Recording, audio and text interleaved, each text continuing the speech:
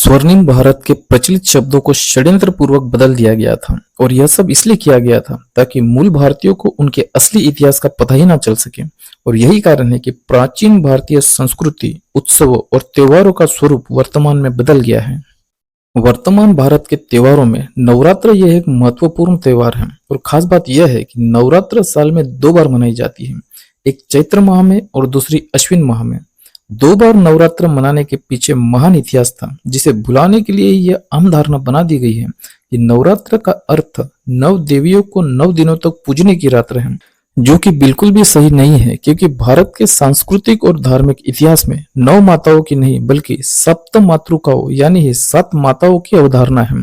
और इन सप्त मातृकाओं का वर्णन वराह पुराण के साथ ही कूर्म पुराण में भी किया गया है। और भारत में आए हुए विदेशी इतिहासकारों द्वारा भी 7 माताओं का ही वर्णन किया गया है, 9 माताओं का नहीं।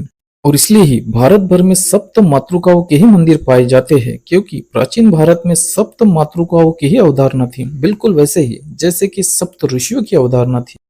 सप्त यानी ही 7 इस संख्या का प्राचीन भारत के इतिहास में अनन्य साधारण महत्व था और इसलिए ही सप्त मातृकाओं और सप्त ऋषियों के साथ ही 7 जन्म, 7 वचन, 7 फेरे, 7 नदियां, 7 पर्वतों के साथ ही 7 की संख्या में और भी कई सारे रीति रिवाज और परंपराएं भारतीय संस्कृति में मौजूद हैं।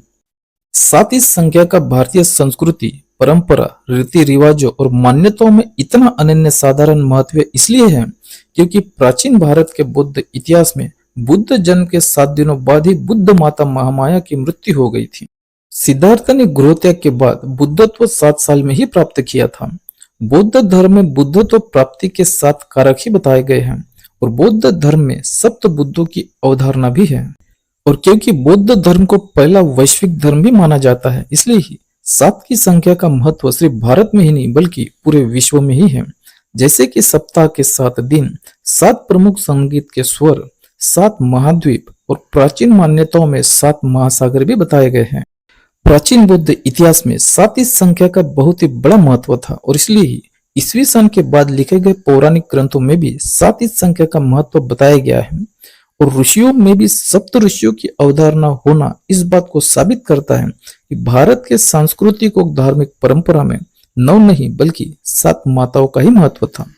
दुर्गा पूजा उत्सव जो कि नवरात्र के साथ मनाया जाता है, इसकी शुरुआत 16वीं शताब्दी के आसपास बंगाल से हुई थी, ऐसा कहा जाता है। और 1947 के पहले के बंगाल में आज का बांग्लादेश भी शामिल था। और बांग्लादेश को लगे हुए पूर्वोत्तर भारत के 7 राज्यों को 7 सिस्टर्स भी कहा जाता है। और यह 7 सिस्टर्स प्राचीन सप्त मातृकाओं का ही प्रतीकात्मक वर्णन है। 7 सिस्टर्स से भी यह बात साबित हो जाती है कि जिस बांग्लादेश सम्मिलित बंगाल से दुर्गा पूजा उत्सव की शुरुआत हुई थी, वहां पर भी 9 नहीं बल्कि 7 माताओं की ही अवधारणा थी। चैत्र और अश्विन माह में नवरात्र मनाना यह तो ऐतिहासिक बात ही थी, मगर मध्यकाल से नवरात्र में 9 देवियों की नवरात्रि तक पूजा करना यह असली सांस्कृतिक इतिहास का विकृतीकरण ही था, क्योंकि प्राचीन इतिहास में नवरात्र का सही अर्थ नवरात्र नहीं बल्कि नई रात्रि ही होता था। और इस बात को समझने के लिए हमें प्राचीन समय की कालगणना को ठीक तरह से समझना होगा। वर्तमान में हम सौर गणना पर अमल करते हैं, मगर प्राचीन भारत में चांद्र गणना पर अमल किया जाता था, जिसका सबूत यह भी है कि भारत के सभी महत्वपूर्ण धार्मिक और सांस्कृतिक त्योहार चांद्र काल गणना के अनुसार ही निर्धारित होते हैं। चांद्रमास के दिनों की गिनती अमावस्या से होती थी, जो कि प्रतिपदा कहलाती थी, और फिर पूर्णिमा के साथ दोबारा गिनती आरंभ की जाती थी। यानी प्राचीन समय में अमावस्या और फिर पूर्णिमा से शुरुआत करके 15 दिनों को दोबारा गिना जाता था।